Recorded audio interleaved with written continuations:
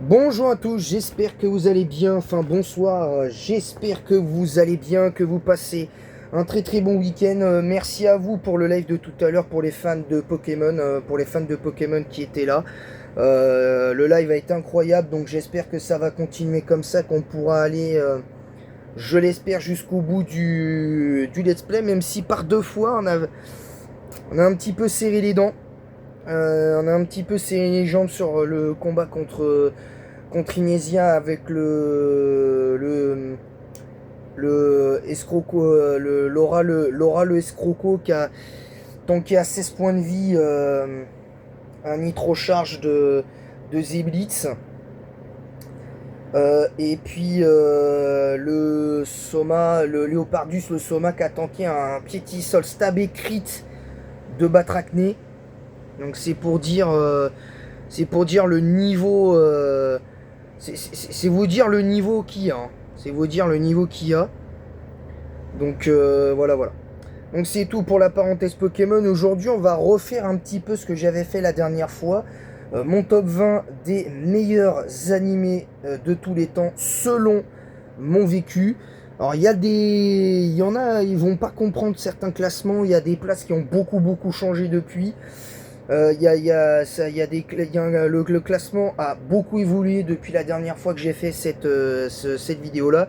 Et au fur et à mesure, je changerai le classement de ces 20, de ces 20, 20 animés selon mon vécu. Je rappelle que ce n'est que de vécu personnel dont je parle. C'est-à-dire que chacun est libre d'avoir son avis sur tel ou tel animé, à quelle place vous l'auriez mis.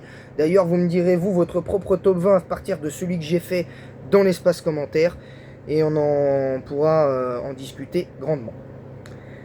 Et on va démarrer tout de suite, et là, je sais, il y en a, ils vont grincer des dents, mais moi, malheureusement, ce n'est plus possible. Full Metal Alchemist en dernière position. Ce n'est plus possible, Full Metal Alchemist, je ne peux plus. Je pense que désormais Full Metal Alchemist va peut-être un jour descendre au-delà de la 20e place. Parce qu'il y a d'autres animés que j'aime beaucoup et qui pourront mériter cette place dans le top 20. Qu'on soit très, très clair là-dessus. Full Metal Alchemist, que ce soit la première version au Full Metal Alchemist Brotherhood, je n'accroche plus. J'ai essayé de me remater, je me suis rematé à nouveau les épisodes il n'y a pas longtemps. J'ai pas pu. L'animation, j'ai rien à y redire. Les personnages, bon, s'il y a un personnage qui est développé dans cet animé, faites-moi signe. Hein, à part la jeune fille. La jeune fille blonde qui est amoureuse du héros et le héros, il n'y a aucun personnage, je trouve, qui a subi un développement, en tout cas constant, on va dire. Malheureusement, le développement de certains personnages, pour moi, passe un peu à l'as.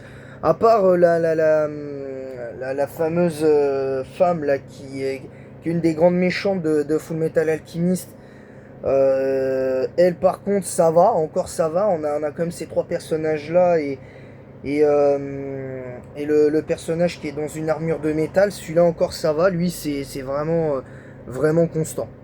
Mais sinon au-delà de ça je trouve que même si l'histoire de Full Metal Alchemist Brotherhood c'est plus ou moins je crois la même, hein, vous me le direz dans l'espace commentaire, mais très clairement je m'attendais à bien mieux. La fin est hyper décevante. Pourquoi? Parce que je m'attendais à bien mieux. Mais vraiment bien mieux. Très clairement, je m'attendais à mieux, mais tous les jours. Mais tous les jours, je m'attendais à mieux. Mais bon, après, chacun son avis. Alors, vous vous souvenez, la dernière fois, j'avais mis My Dress Up Darling 8ème. Ça a un petit peu baissé parce que les derniers épisodes de la saison 2 que j'ai regardé sont vraiment pas foufou. Vraiment pas foufou. C'est un petit peu dommage en soi, mais bon, ils sont regardables. Mais bon, encore une fois, la prochaine fois que je vous ferai pour la troisième fois ce top 20 là, il y aura évidemment du changement. Donc évidemment, ensuite la 19e place revient à Albator. Pourquoi? Parce que Albator, à cause de Albator 84, parce que j'ai eu l'occasion, en zappant sur les chaînes, de voir l'intégrale. J'ai pu trouver sur Canal à la demande il y a quelques mois, Albator 84. Et franchement, c'est atroce. Et rien qu'à cause de ça, ça gâche presque l'œuvre, en fait, d'Albator, parce que en sachant que même le long métrage qu'ils ont fait sur l'OAV spécial Albator, je sais pas si c'est, il me semble que c'était un live action, je sais plus. Sur Albator, il y avait une rumeur pendant un temps. J'ai pas trop compris. J'ai vraiment pas compris, et au final,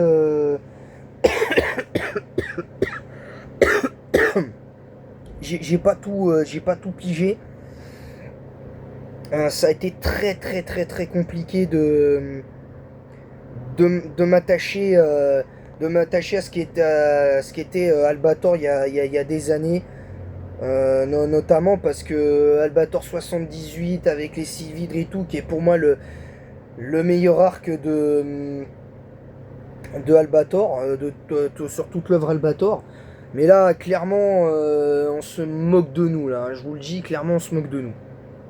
Bref. Donc voilà, je suis très déçu. J'ai été extrêmement déçu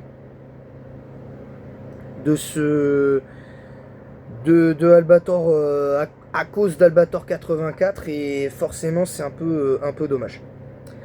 Ensuite, la 18e place, Capitaine Flamme, qui pourrait lui également descendre, parce que la dernière fois Capitaine Flamme était 14e.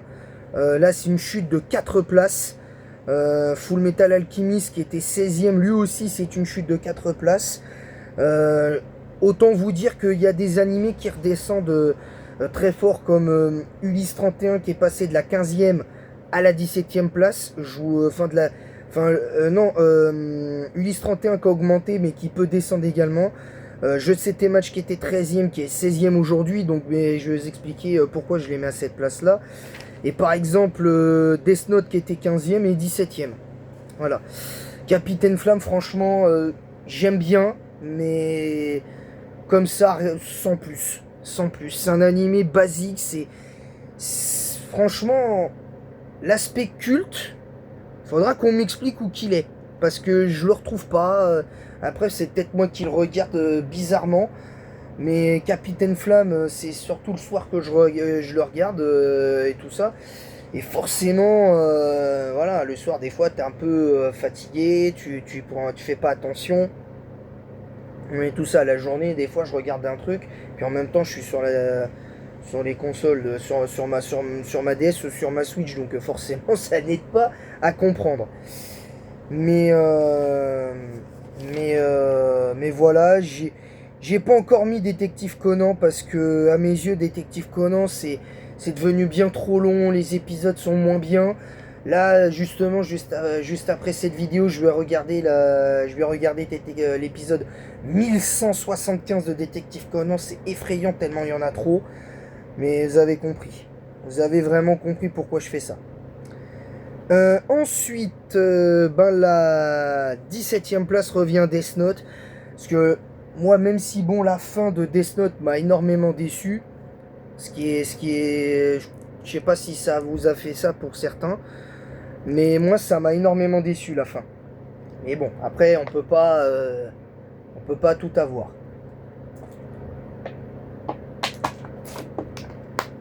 Désolé pour le blanc, c'est que j'avais soif.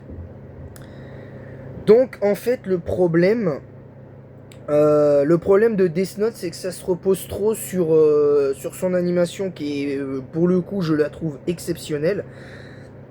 Mais qui, au-delà de cet aspect-là, pour moi, ne s'en sort pas vraiment. Je vous le dis, ne s'en sort clairement pas. Pour l'unique raison, que pour moi, c'est pas parce que t'as une bonne animation que ton animé est bon. Et c'est dommage, parce que tu te dis quand même. Excusez-moi, parce que j'ai envoyé un message en même temps. C'est parce qu'en fait, clairement, je m'attendais à mieux. En fait, je m'attendais à mieux de la fin de Death Note, pour être honnête. Alors, ça reste un bon animé, hein, l'histoire est sombre et tout, et tout ça, mais en tout cas, ce qui est sûr, c'est que c'est mieux que Tokyo Ghoul, hein, on va pas se mentir. Tokyo Ghoul, à l'heure actuelle, il est 35e, 37e, hein, parce que j'ai fait un classement des top 50 de mes animés préférés. Il est ouais, il est même en dessous du top 40, il est 44e, 45e, hein. Il est vraiment, vraiment très bas. Vraiment très bas. Donc voilà, après, chacun son avis, moi c'est le ressenti que j'ai. Ensuite, le changement, c'est pour Jeux 7 et Match qui est passé de la 13e à la 16e place. Pourquoi? Parce que je comprends pas à cause d'un truc. C'est pourquoi ils nous ont pas doublé en français la saison 2. Parce qu'en fait, moi, ce qui me dérange, c'est au-delà, j'adore l'animation, j'adore l'histoire de la saison 2, sinon il n'y a rien à dire de base. J'aime bien la regarder, mais le problème c'est que je la mets 16e parce que comme c'est pas doublé, je suis désolé, le cri de terreur qu'elle fait quand elle découvre que son ancien coach qui l'a amené presque au sommet du tennis, est décédé d'une longue maladie. Et au final, c'est pas ouf, quoi. Au final, c'est pas ouf. Donc, très très déçu. Vraiment très déçu de ça, quoi. Vraiment, vraiment déçu. Vraiment déçu de ça. Le cri, il est strident, c'est énervant. Déjà, le personnage d'Elena Orval, j'ai énormément de mal avec ce personnage-là. Mais bon, après, voilà, c'est la vie de chacun. Mais vous avez compris, moi, j'ai du mal. Avec ce personnage-là, j'ai vraiment du mal. Petit instant pub, je rappelle que pour les fans de Pokémon Gold, mon équipe est quasi full level 100. Il me reste 2 Pokémon à mettre au niveau 100. Parce que j'aurais peut-être dû éviter de vous dire que je mettais la team au niveau 100. Parce que sinon, je l'aurais mis à minima niveau 80, voire 85 pour vraiment être à peu près à niveau équivalent et tout ça. Mais bon, là maintenant il y en a 4 au niveau 100 tant que je termine. Et puis voilà, comme ça au moins, moi c'est une équipe niveau 100 strat qui est à mes yeux cohérente. Bref. Ensuite, donc on va reprendre le cours et maintenant on va partir on était sur la Jeux 7 et Match. On va parler de la 15e place de Ulysse 31 qui certes a gagné 2 places.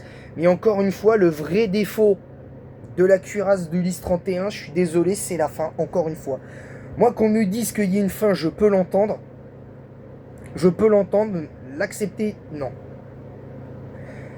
Pour la simple et bonne raison que pour moi, c'est peut-être pas la fin auquel on s'attendait, mais c'est justement parce que c'est pas la fin à laquelle on était en droit de s'attendre, en tant que fan de première heure d'Ulysse 31.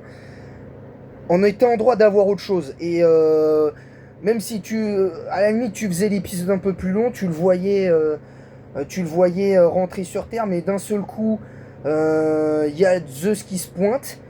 Il y a Zeus qui se pointe et j'en passe. Et qui lui dit, qui le félicite d'avoir réussi toutes les épreuves malgré tous les dangers qu'il y a eu. Bravo à toi. Et je vais, par souci de paix, je vais te conférer quelques-uns de mes pouvoirs et à toi de t'entraîner et de t'en servir à bon escient. Vous voyez, un petit truc un peu cool comme ça. Et après, il repart, il dit au revoir. Mais la prochaine fois, faites attention. La prochaine fois, je ne serai pas aussi indulgent. Et après, on les voit revenir sur Terre. Ils se félicitent avec une petite musique de fin. Avec la musique du générique de fin limite le générique du début d'Ulysse 31. Et derrière, ça suffisait, tu vois. C'est juste 10-15 minutes de plus. Et c'était bon, tu vois. C'était bon derrière. Ensuite, pour la 14e place, on a Jeanne et Serge qui s'invite, qui était 19e la dernière fois. Et qui passe 14e avec 60 points sur 200. Parce que oui, je note maximum le point cumulé selon les critères que j'ai. c'est jusqu'à 200 points grand maximum, je peux pas aller plus loin. Et forcément, 60 points, ça peut faire interroger. Là aussi, je trouve que la fin est pas celle à laquelle je m'attendais. On les voit juste disputer un match aux Jeux Olympiques. Et on les voit sur les lieux des prochains JO et pour l'histoire. Et au final, on voit juste Jeanne faire son service habituel. Et ça s'arrête là. Moi, je trouve ça un petit peu dommage. Mais parce que tu aurais pu faire un dernier arc tranquillement, l'arc des Jeux Olympiques. Pour l'histoire de Jeanne et Serge. Et après, tu finissais... Tu finissais avec le retour aux Seven Fighters, c'est tout, avec peut-être l'arrivée de Marine l'arrivée de la deuxième des deux rivales de toujours, de trois des rivales de Jeanne Azuki. Alors certes je me perds un petit peu dans les noms parce que ça me perturbe parce qu'en fait, j'arrive pas à me rappeler des prénoms des trois plus grandes rivales. À part Peggy, je me rappelle pas des autres. Je me rappelle pas des autres. Des deux autres, voilà. Ensuite, la 12e place, on avait Freeren qui était 12e. Qui était à 71 points, là, qui est à 89 points, qui a augmenté. Qui reste 12e. Parce que pour l'instant, il y a pas, je sais pas s'il y a une suite de prévues, mais j'espère qu'il y en aura une et qu'on aura peut-être un peu plus de choses à se mettre sous la dent quand même. Parce que même si l'animé j'aime bien, faut reconnaître que il se passe pas grand chose quoi. Il se passe vraiment pas grand chose. Et je pourrais peut-être aussi mettre un jour, pourquoi pas, Fruit Basket. Ensuite, je rappelle, j'avais mis City Hunter 9e devant Pokémon. Bah là, c'est plus le cas aujourd'hui, il est 11e City Hunter. Parce que là aussi, c'est le même problème. C'est la fin que je trouve très décevante. Les dessins sont vraiment pas terribles à la toute fin. L'adaptation animée sur les dessins à la toute fin, sur les 10-15 derniers épisodes, c'est vraiment pas foufou. Il n'y a vraiment aucune recherche. Limite c'est de la flemmardise. Et j'ai pas peur de le dire, mais après, moi, c'est le ressenti que j'ai à ce niveau-là. Et c'est dommage, mais sinon, l'histoire de City Hunter est cool. Mais City Hunter, lui, il descendra pas en dessous du top 20. Il peut de temps en temps peut-être se retrouver top 15, peut-être légèrement en dessous par moment, quand je ferai souvent ces tops-là, mais vous avez compris. Voilà, tout simplement.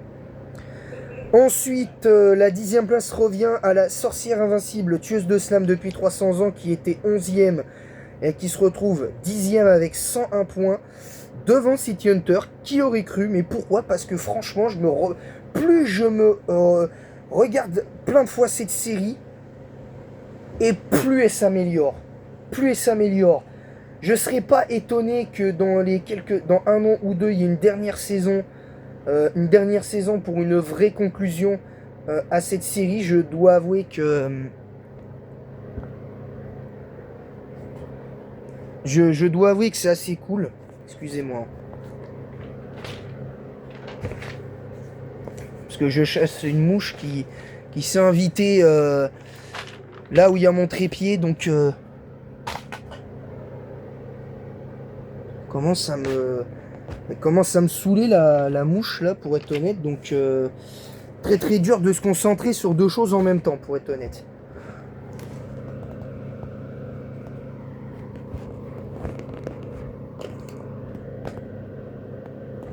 Voilà, je l'ai eu. Excusez-moi, hein, vraiment excusez-moi. Donc ensuite, la nouvelle place, donc voilà, la sorcière invincible tueuse de slam depuis 300 ans. Plus je le regarde, plus il s'améliore. C'est vraiment un animé chill qu'on peut regarder. C'est tout public. Enfin, tout public, je me comprends. Il y a 2-3 petites scènes qui peuvent éventuellement déranger, notamment avec l'elfe apothicaire qui arrive dès le début, pratiquement quasiment dès le début de la saison 1. Qui est une fan d'alcool et tout, donc faut pas y voir une apologie à l'alcool. Mais vous avez compris où je veux en venir, c'est que bon, il y a certains arguments chez le personnage qu'il faudrait éviter de montrer aux enfants, je pense. Ensuite, Pokémon était 10ème la dernière fois, il est au-dessus du top 10, il est 9ème de ce classement. Parce qu'en fait, les derniers épisodes de Pokémon Horizon m'ont fait un petit peu mentir. Les deux derniers que j'ai vus m'ont fait un petit peu mentir, alors c'est pas suffisant. Pour moi, la licence reste toujours autant sur le déclin avec l'animé, tout du moins à cause de l'animé, alors peut-être pas à cause des jeux, même si les jeux n'aident pas non plus. Mais vous avez compris où je veux en venir. 8ème place, la dernière fois, My Hero Academia était 7ème, là ils sont 8ème. Parce que moi je trouve qu'on attend trop longtemps pour la saison finale. Je trouve qu'on attend beaucoup trop longtemps et ça dessert beaucoup l'œuvre, je trouve. Après, chacun est libre d'avoir son avis, de pas être d'accord et dire que j'abuse, mais moi je vous dis les termes, je vous le dis sincèrement. J'en ai marre d'attendre. J'en ai marre d'attendre. Alors là, on nous a donné une info concernant, je crois que c'est pas avant le 4 octobre, que les épisodes seront diffusés.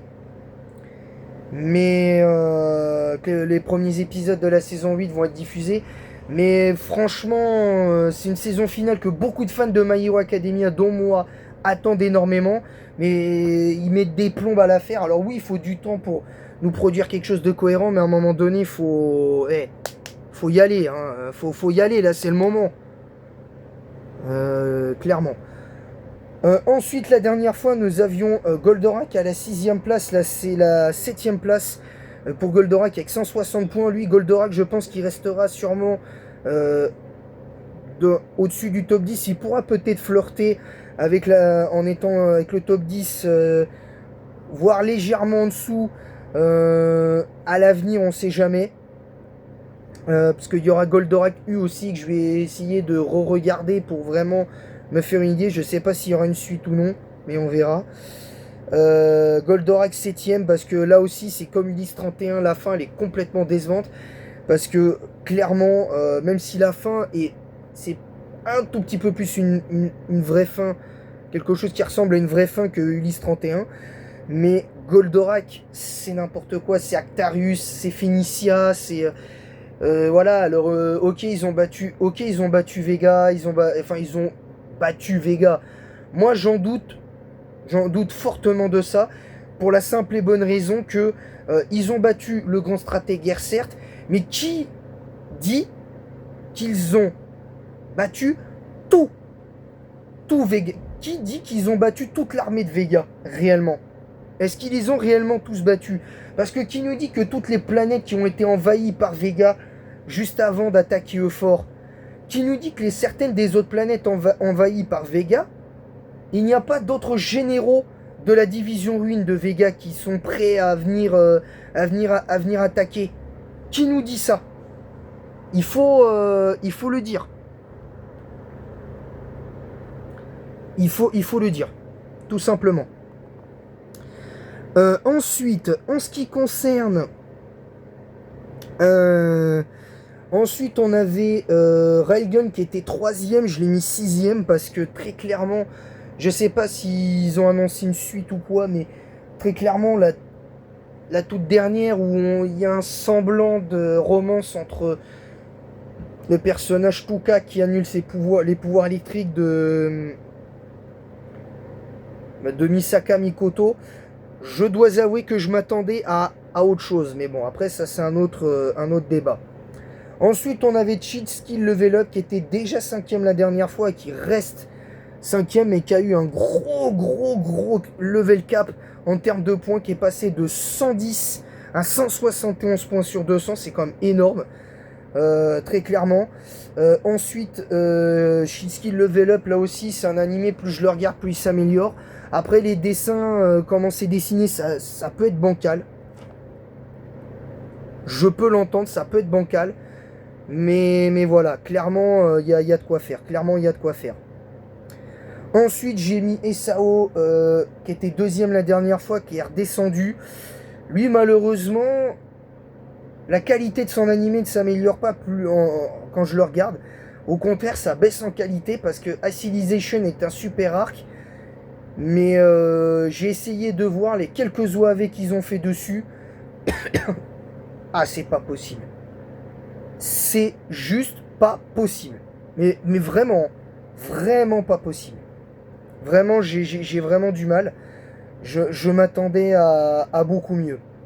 Ensuite, 2.5 Jigen no Ririsa qui était quatrième la dernière fois et troisième avec 190 points de 15 points devant SAO. Parce que lui, c'est un animé, plus je le regarde, plus il s'améliore. Alors apparemment, une saison 2 a été annoncée, mais la date de sortie de la deuxième saison, on la connaît pas pour l'instant. La deuxième place revient à Yu-Gi-Oh! Alors oui, il y en a, ils vont dire, t'as mis Yu-Gi-Oh! Dernier la dernière fois, et là tu le mets deuxième. Et ben je vais vous dire exactement pourquoi on passe de 33 points à 193. Donc 160 points. 160 points de plus que la dernière fois. Pourquoi? Parce que justement là on a quelque chose. Alors cela dit, j'ai mis 4ème SAO, mais il a augmenté de 6 points. Il y a 6 points de plus. Il y a 6 points de plus. Mais pourquoi je laisse ça comme ça? C'est parce que Yu-Gi-Oh!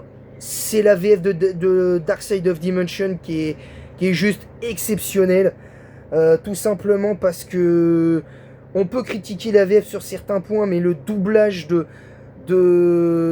la voix de Kaiba et de la voix de SAO, enfin de SAO, et la voix de Yu-Gi-Oh! Pardon, parce que je crois, oui, je crois, il s'appelle Laurent Sao, il me semble, je crois, le doubleur de Yu-Gi. Vraiment, vraiment incroyable. J'ai eu la chance de les rencontrer sur place à la Japan Expo, justement, parce qu'ils ont dû sûrement faire la promo de la VF de The Dark Side of Dimension de Yu-Gi-Oh! Qui a enfin une VF, Dark Side of Dimension. Donc ça, c'est cool. Et voilà, c'est aussi en partie à cause de ça qu'il passe de la dernière place à la deuxième. Et évidemment, là, ça ne change rien, mais alors rien, mais rien de rien. Oshinoko reste, et pour l'instant restera numéro 1 avec 200 points, la note maximale pour Oshinoko, parce que clairement l'animé est juste exceptionnel. Là aussi, il s'améliore d'année en année. La troisième saison qui sera produite en animé, c'est prévu, je crois, pour 2026. Donc, va falloir être patient. Va falloir être patient. Mais je pense qu'on va kiffer. J'ai bien aimé cette saison 2. Même si, bon, il y a une partie de la saison 2 que j'ai pas trop kiffé. Parce qu'il y a 2-3 épisodes où, franchement, c'est pas terrible. Et voilà. C'est aussi simple, c'est aussi simple que ça. C'est clairement aussi simple que ça. Voilà, c'est tout pour cette vidéo. Sachez que pour les reviews GX, ça reprendra dès lundi. Je ferai pas de review GX demain. Je suis vraiment désolé. Parce que les épisodes 47, 48 et 49, dont je ferai la review, je regarderai les épisodes dimanche soir. Et je vous ferai la review également le lendemain. Et je rappelle que tous les mardis uniquement, il y aura GX et une vidéo top.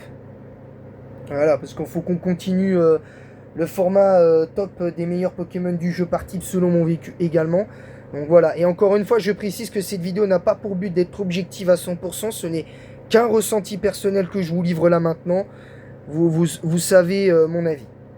Voilà, sur ce, je vous laisse. Merci à tous. Merci encore pour votre présence, pour ceux qui étaient là sur le live de cet après-midi. Je vous donne rendez-vous demain d'ailleurs pour entre 15h et 16h pour le live de Pokémon Platine, la suite de Platine. On va être bien. Là, on va être pas mal, là, je pense. Là aussi, ça va être intéressant. Et là aussi, il y aura 2 arènes. Je pense qu'on fera l'arène haut, enfin l'arène combat et l'arène haut. Évidemment, avec on finira, je pense, avec les événements de Celestia. On finira là-dessus pour le programme de demain. Voilà, c'est aussi simple que ça. Désolé pour le côté, pour le fait que je tousse. Voilà, donc c'est tout pour cette vidéo. N'hésitez pas à vous abonner en masse si c'est pas déjà fait. On est bientôt, on approche petit à petit des 300 abonnés. Activez la cloche pour recevoir toutes les notifications nécessaires des prochaines vidéos qui vont sortir.